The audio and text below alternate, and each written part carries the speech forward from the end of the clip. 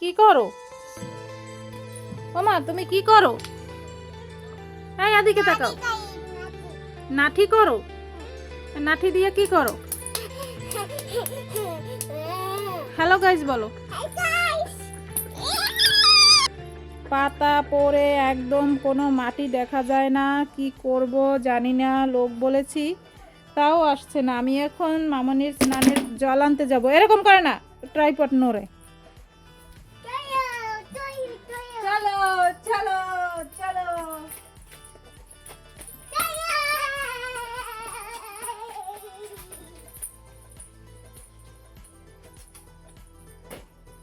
Hello বন্ধুরা, welcome back to my new mini daily blog. তো প্রতিদিনের মতন আজকেও নিয়ে এলাম কিছু কিছু ছোটোখাটো কাজ নিয়ে। তো বন্ধুরা কেমন আছো তোমরা সবাই কমেন্টে জানাবে। আর দেখো আমি মামনির স্নানের জল নিতে আসছি আর রান্না করব, তাই চাল ধুয়ে নেব। আর দেখো মামনি কত কথা বলতেছে কাজের সময়, এরকম মামনি শুধু বকর বকর বকর বকর করতেই থাকে।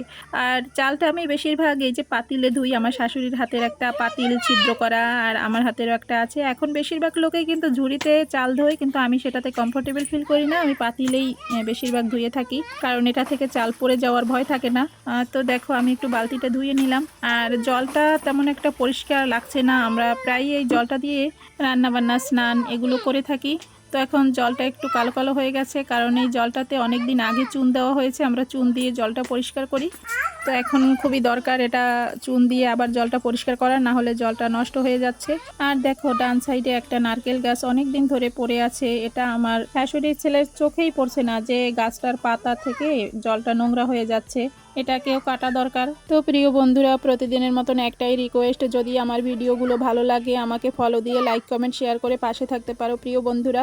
আর আমরা যেতে যেতে পথে দেখতে পাচ্ছিলাম গাছগুলোতে ফুল ফুটেছে অনেক। এতদিন কোনো ফুলই ফোটেনি, শীতের জন্য গাছগুলো কুকড়ে ছিল। আর দেখো আর একটা জিনিস আমি তোমাদেরকে দেখাবো। আম গাছে কত সুন্দর মুকুল এসেছিল এবং সেখানে আম ধরেছে। জানি না এই আমগুলো থাকে কি না।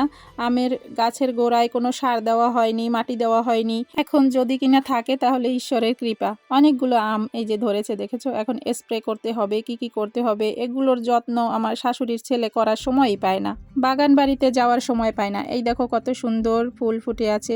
আর দেখো বাড়িঘরে ছিঁড়ি পাতা পড়ে কি অবস্থা হয়েছে। জঙ্গলের মধ্যে ঘর, সেটা আবার বলা যাবে না। আর আমার তো অনেক বড় ঘরে বিয়ে হয়েছে, সেই বড় ঘরের দেখো এই যে বাথরুম দেখিয়ে দিচ্ছি। এটাও আবার বলা যাবে না, তাহলে আবার বলবে কি জানো, তোমার বাবার কি ছিল। অবশ্য বাবার যদি না থাকে তার কি ভালো থাকার অধিকার থাকে না বলো তো? অনেকের তো বাবাও থাকে না, আর আমার তো বাবা ছিল রে ভাই।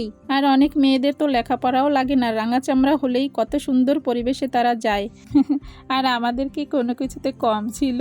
তবুও ভাগ্য যেখানে পাঠিয়েছে সেটা নিয়েই সন্তুষ্ট থাকার চেষ্টা করি।